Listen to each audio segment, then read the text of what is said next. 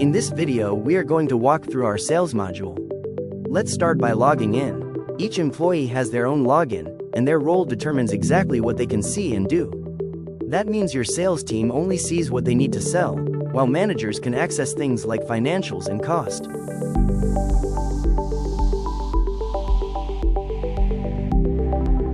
From the main screen, I can also see emails. That's our built-in internal communication.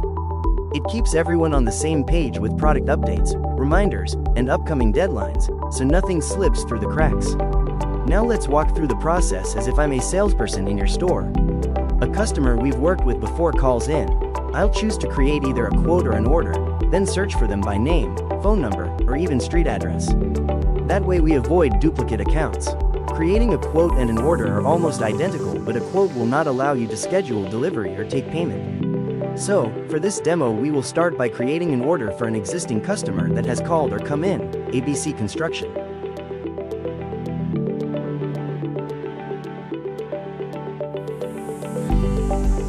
The first screen I will see is the pre-sale screen. This is where we qualify the customer.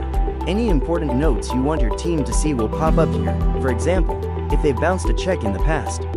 I can also see all open transactions with this customer, including quotes, orders, and service calls. This keeps quoting consistent across locations and ensures we're not duplicating work. Next is the shipping screen. For builders and landlords, the billing address and shipping address are often different, so this step ensures we deliver to the right location. If they're the same, we can simply copy the sold to information. From here, we can also track marketing efforts by noting how the customer found us, and add extra contacts, like a property manager the delivery crew should check in with. Google Maps automatically verifies addresses for us.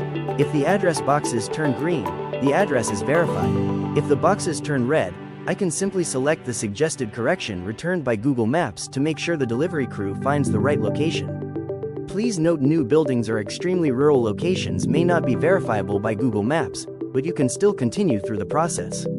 We will then decide how the order will be fulfilled, whether it be delivery, installation, or pickup. And this list is customizable, so you can match it to your store's preferences.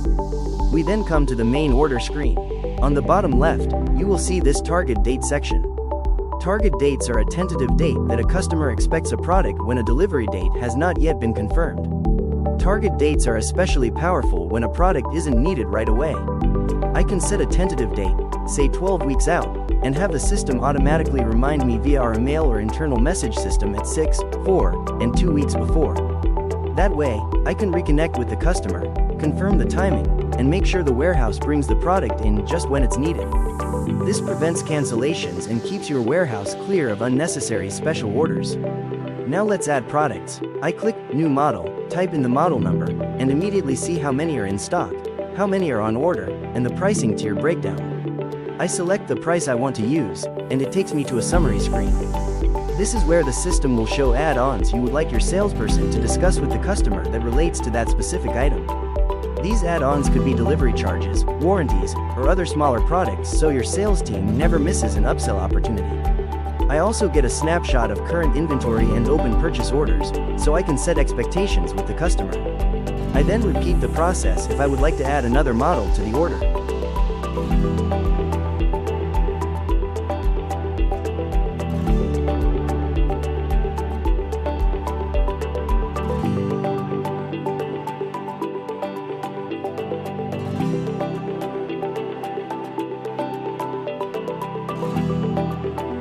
If they're buying sets of appliances, I can organize the products into groups, like upstairs kitchen or downstairs kitchen, making it easy for both sales and delivery teams to stay organized.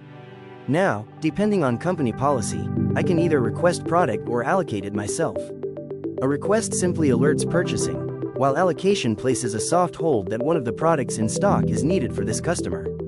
Assigning is typically reserved for floor models or scratch and dent items.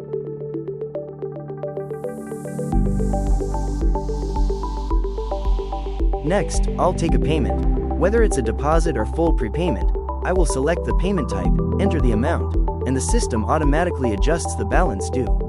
It also calculates tax based on the delivery zip code, so everything stays accurate. Tax codes can be set up as some states have different sales tax per zip code. These can be adjusted.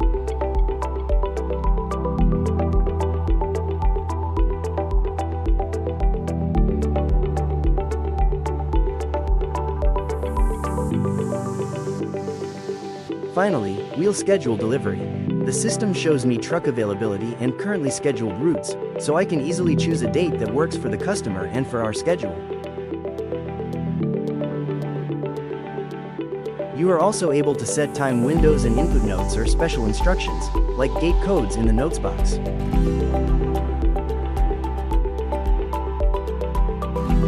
Next, I'll add the products to be delivered.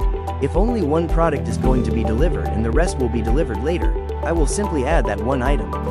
Once delivered, your office manager or accounting team will invoice that product, allowing you to see that it no longer needs to be delivered on that order.